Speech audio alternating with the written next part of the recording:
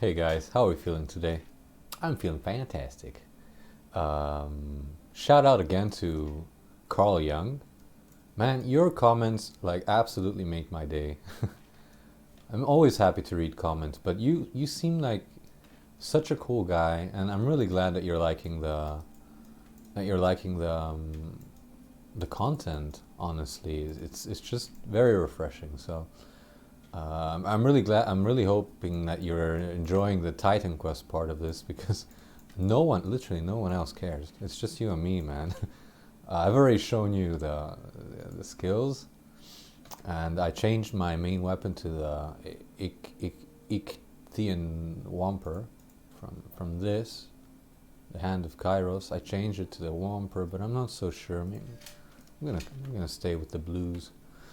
So anyway, shout out to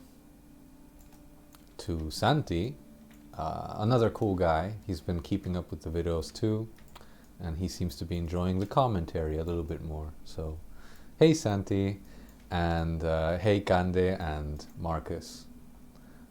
Thanks so much for positive comments. I realized, and actually I'm sure Carl Jung realizes this too, probably realized it before me actually, that I'm already reaching the end of this game. Actually, at least better, I'm not reaching the end of the game, I'm reaching the end of the original Titan Quest, which is gonna end in like two more locations or three, and then we're already fighting the main baddie, the source of all the monsters. So, so I'm running out of time.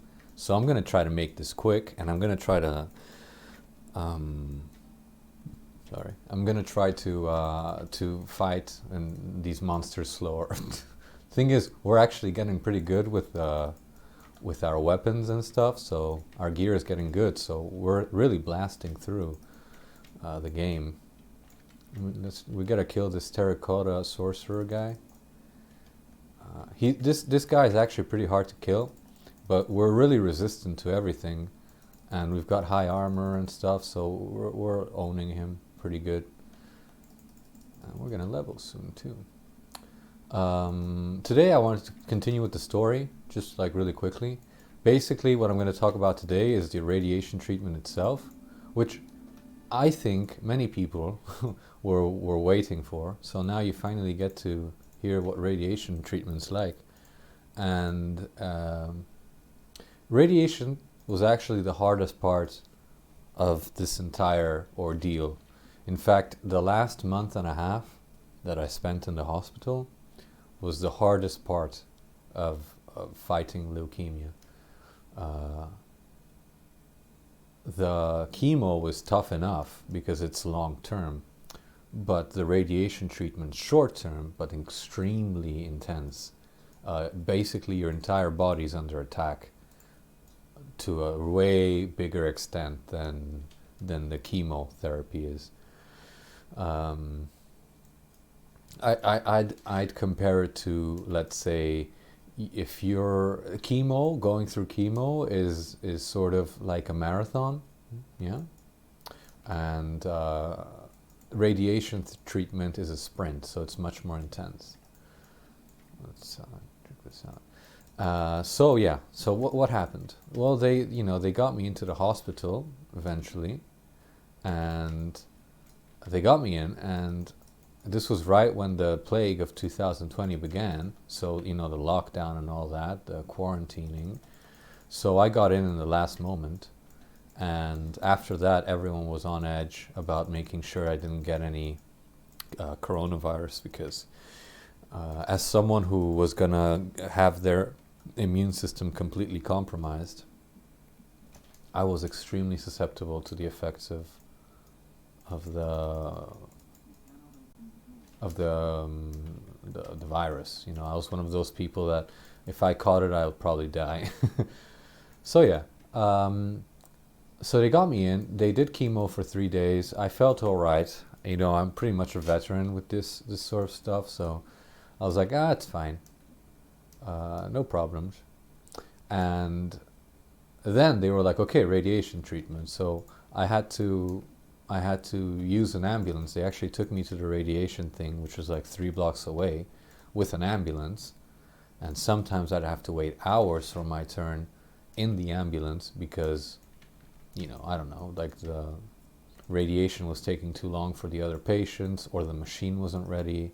And also they had to clean the room completely because of coronavirus. So, every time someone came in, some new patient, they'd have to do all kinds of protocols to make sure that the machine was clean and, completely sterile.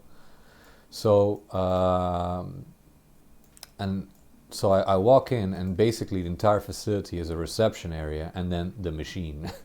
And the machine is really an entire room, which is mechanic. And you walk in, and the walls are a machine, the ceiling is a machine, everything is a machine except the floor. And there's like a sort of, not even a bed, there's like a mattress on the floor, and they make you lay down face down first or face down last. In any case, first face down and then face up, or the other way around. I don't remember what it was for me. And they put 2 slabs of what's this metal called? I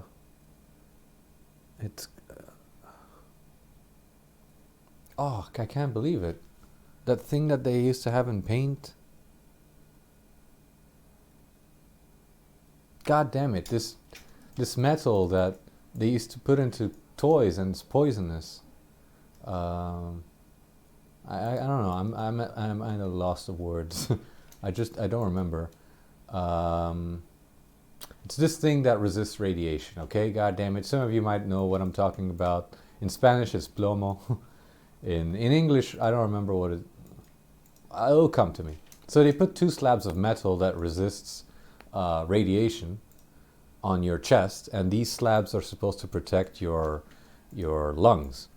And because the radiation is so strong, they're like, dude, like, at least let's give your lungs a fighting chance not to disintegrate from the rays. So they put those on like a thing above your chest, and when you turn around, they put it like on your back, and that protects basically your lungs. And then for 20 minutes they bombard you with radiation, and there's this machine that points the radiation. It's like a machine that looks like a death ray, and it sort of points where the radiation's going. Now, because I was getting full body radiation, it would do like a pendulum thingy. Like, it would go like, like this. But like, if you've got a tumor, it would just be pointing at the specific spot where it needs the radiation. But I was getting a full body, so it was like this. And sometimes the radiation machine would point at my face, like my head, whether it was the back of my head or the front.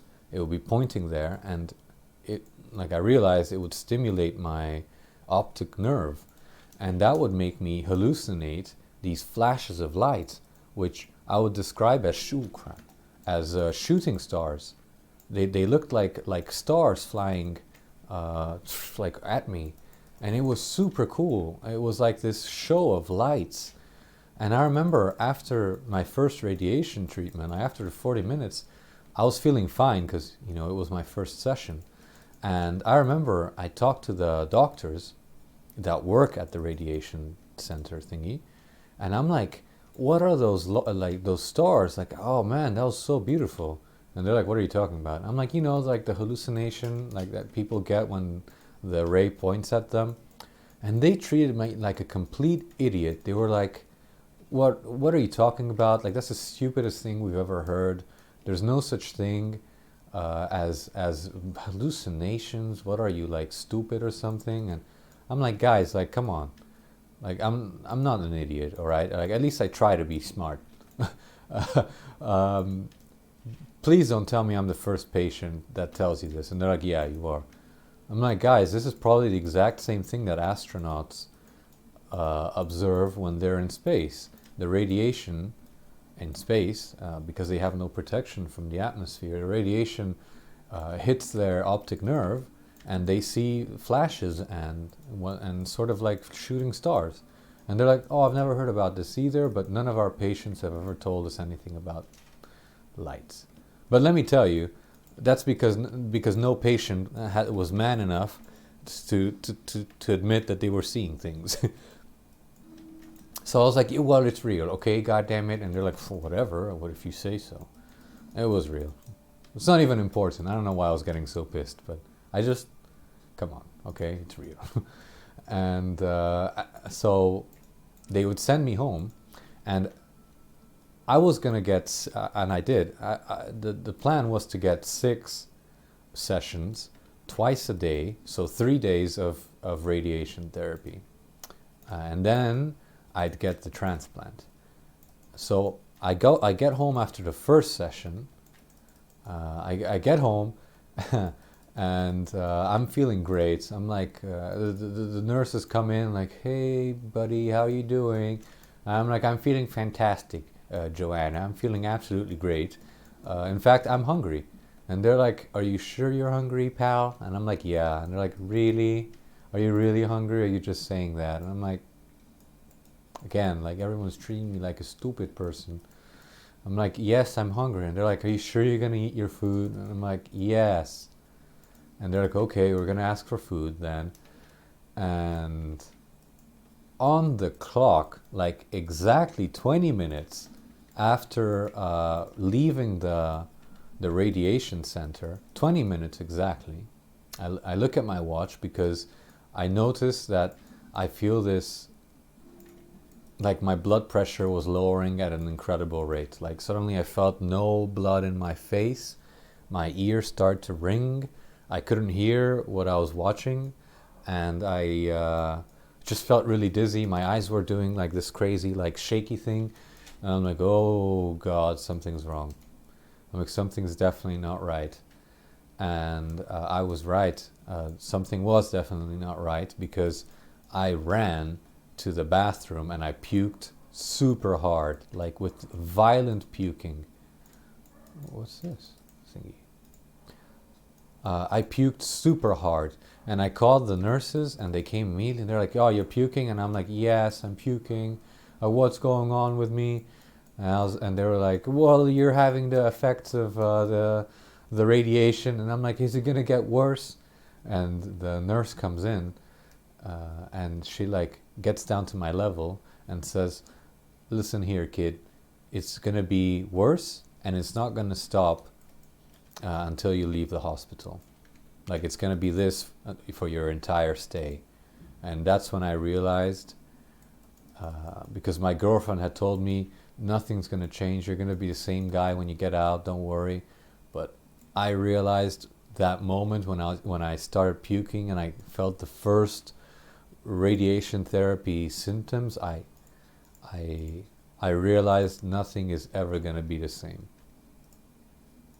And I hadn't even felt the full force yet. Like that was after my first treatment, and it was just the beginning. Because it would be if it's not one of the hardest, it would be the hardest thing I'd ever have to go through. It's not the most painful thing. The most painful thing was the whole back thingy that happened to me with my spinal cord. That was the most pain, like 10 out of 10 pain. But this got to maybe 8 out of 10 for a month and a half. So, but you know, we're jumping to conclusions and we're jumping the gun a little. For now, I puked once and I still had nausea. So I'm like, please give me some nausea medication. They're like, okay, we're going to give you some stuff. And don't forget that in like, I don't know how many hours, I don't remember, you're going to have to go right back in. And I'm like, crap, yeah, it's twice a day. And sure enough, the ambulance came to pick me up. And I was like, hey, ladies, how are we doing? To the doctors at the radiation therapy center. And they're like, did you puke? I'm like, yeah. And they're like, do you feel like puking now? I'm like, yeah. They're like, please don't puke on the machinery because it costs millions. I'm like, gee, thanks. What if I do? And they're like, well, if you do, puke into this bag because we can't clean this stuff up. It's going to like cripple our our facility for a day. And so, of course, I didn't puke. I mean, I did everything I could to keep it together, but it was hard. With every session, with every day that passed, it got harder and harder to control my nausea. It got really, really powerful. Like, it was a really strong urge. It wasn't just like, oh, I could if I wanted to. No, it was like, dude, you gotta go now. So that was fun. And we got through the 6 sessions. I didn't puke once in the facility, but I did puke a lot when I got back to the hospital. And eventually my appetite was completely gone. Honestly, I wasn't eating anything. At first, they didn't even care, but after like maybe a week, they were like, "We're gonna have to give you extra medication. We're gonna have to feed you with like a feeding tube, but into your blood vessels, not through your esophagus, not through your mouth, but like we're gonna give you a liquid diet with all the nutrition you need and everything, so that you don't die of hunger, you know." So that was fun too. I wasn't eating at all.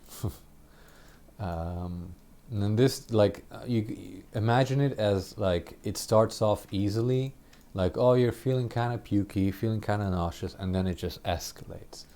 And I remember after, so let's say day 6 was when I finished all my radiation, was day 6, and they're like, by day 20 you should be fine and ready to go home. So I was hoping, like, oh, please, day 20, I just want day 20 to come, but it wasn't like that. I'd end up staying there for double or even more of the time I was supposed to. And so first it was just, nausea hitting me, then I started to feel really weak, then I started to lose appetite, and then came one of the worst parts, which was the diarrhea. Now, this is the part where I tell my audience, dearest audience, if this is getting kind of gross for you, just skip this entire episode because it's going to get way grosser. Way grosser. So yeah, skip to the end where I say I love you. Or just skip to the next episode because it's going to get kind of poopy right now. This is one of the biggest problems with radiation therapy, that your digestive system just goes to crap, literally. So, I was puking and I don't mind the puke, but then eventually stuff starts happening on the other side of the tube, if you know what I mean. Basically, from one day to the other, I went from pooping normally to pooping 20 times a day, minimum. And that's high for anyone, but that's high for someone going through radiation treatment too. And you might think, oh, come on, that's impossible. You can't poop that much because there's only so much poop in your body. And to that I say, my friend, you're completely right. That's absolutely true. But don't forget that the radiation decimated the lining of my stomach, esophagus, mouth, and all my digestive system, which is super long. It's pretty short for an animal in general, but it's still super long. Like I don't remember what the numbers were, but like I'm pretty sure you can stretch your digestive system to incredible lengths, meters and meters. So there's all that inner lining and all those villi and like all that tissue that had to be expelled. And I will tell you right now, I was pooping necrotic tissue for a month and a half, the whole month and a half. And for those interested, again, this is going to be super gross, but what does that look like? Does it look like blood? Does it look like normal poop? What is it? Well, it's very gross. It's this black material, that doctors would generally tell you that's blood, but it's just necrotic tissue. It's dead material from your body And it's like a mixture of dead material with like living, I don't know if you've studied the digestive system before, but it's lined with these tiny little, like, I wouldn't say tongues, it's like little fingers, and these villi are what absorb all those nutrients, and they help move the food down your digestive system. Those villi all died, so there's no way for me to absorb any nutrition from my digestive system. Those villi had died, and those villi ended up being tiny little pieces that I was crapping out, along with all this black goo, and I'd crap this out for for a month and a half, at least a month and 20 days, at least. 20 times a day, it got so bad that they gave me morphine. And usually they give morphine to people and going through my situation for the pain in your mouth and in your throat and in your esophagus. But they were giving me small amounts of morphine for a whole other reason, which was because morphine has a secondary effect, which it constipates you. It really slows down your digestive movement. So luckily, they could give me very small quantities of morphine to help with the pain, but also to like lower my digestive speed, and that lowered the number of times I went to the crapper from 20 to 10, then to 5, and then to 3, and then I stayed at 3. In the hospital I would go minimum 3 times a day. But that was later. At first it was like 20 times every day, and I'd have to tell the nurses how many times and at what time I went to the bathroom. They would measure how much urine I was peeing. Peeing was normal, really. But so that's basically the digestive part, and let's say that continued throughout my stay there. So while I was going through pain and other stuff, I had to go to the bathroom every 20 minutes or so, and imagine going to sleep and waking up because you're like, oh, what if I dream about something and I crap my pants? Like, is that gonna happen? And basically psychologically you're tormented by dreams of pooping and peeing.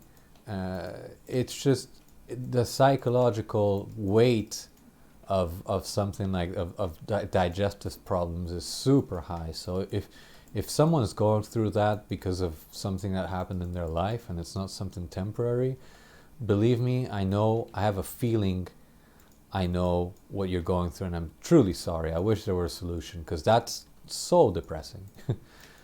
Puking one side, crapping the other every 20 minutes, and sometimes at the same time, and you're like, which one should I do first? So really gross. I'm really sorry that I went into so much detail, but some people are really curious about this. So I'm telling you, you get the facts from me, okay? You get the reality of what I was going through. So after 6 days of 6 days of radiation, I was beginning to get all these symptoms, and in the middle of it, they were like, okay, now we're going to go through something else.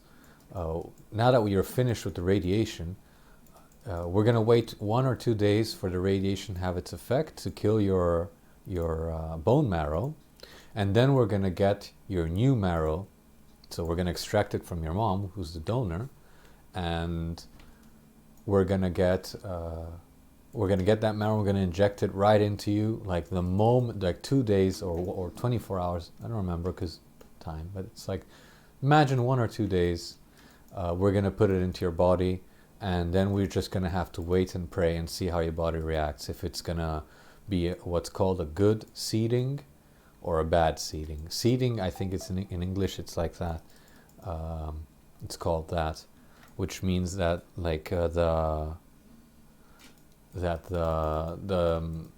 transplant was worked. It was seeded correctly. It's in your body and it took roots, in quotation marks.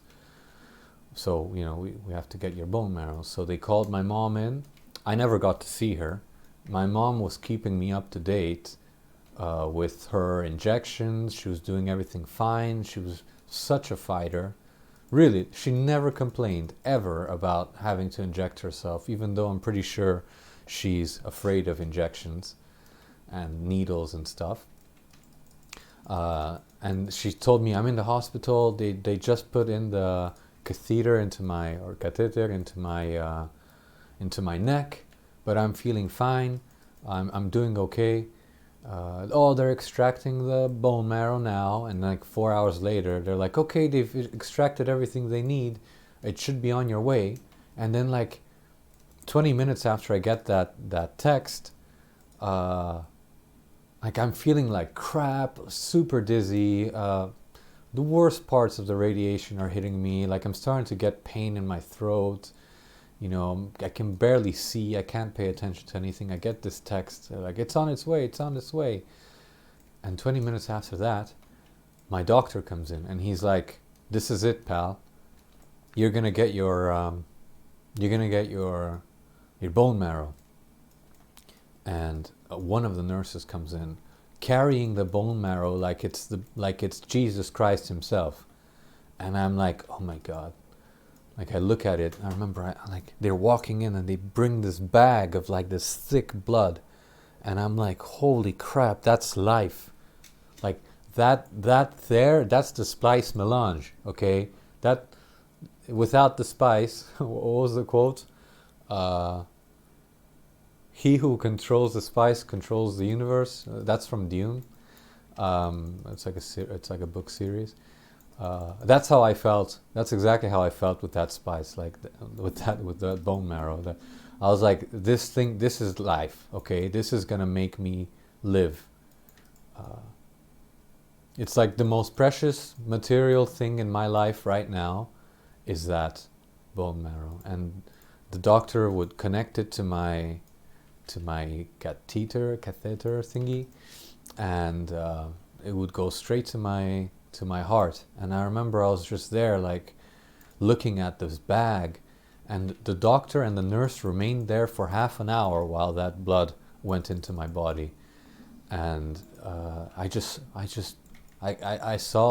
was just remembering stuff from my life, thinking a lot about my mom, like, wow, this came straight from my mom. And I was so happy it was her. I couldn't stop thinking about how happy I was that my mom was my donor, and that she was like giving me life for the second time.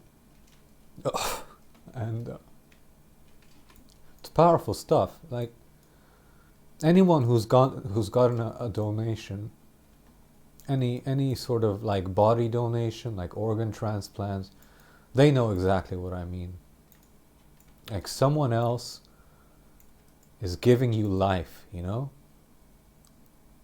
And I was so happy it was my mom. And I was really happy that it wasn't costing her anything, because bone marrow transplant, it has no negative effects.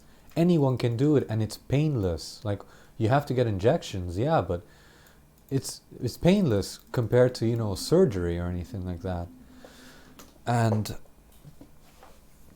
I was watching this, and I was like, after this I'm never going to be the same. Like, for sure. Like, my girlfriend, unfortunately, in that sense, she was wrong. The world would never be the same. First the radiation, and then the transplant. And after that, it would just be fighting and fighting. I'm going to explain the end of the treatment. This was half of it, maybe. And the end of the treatment will come in a few episodes. But with that, you get an idea of the radiation. Probably the hardest thing I ever had to go through. And whenever I hear kids go through chemo, it hurts. But when I hear about kids going through radiation therapy, my heart breaks. I have to take a few moments to just, when I hear about some kid doing that, I'm like, oh God. Like, I know how crappy that is, and they're real fighters. I'm going to talk about that too in the next episode. You know, the real heroes out there. And, so yeah, it's one of the most important moments in my life. So anyway, that will conclude this day's episode. Hope you liked it. And in next episode, I'll talk about something random, and then later we continue with the story, all right? I love you guys so, so much, and I'll see you in the next episode. Bye.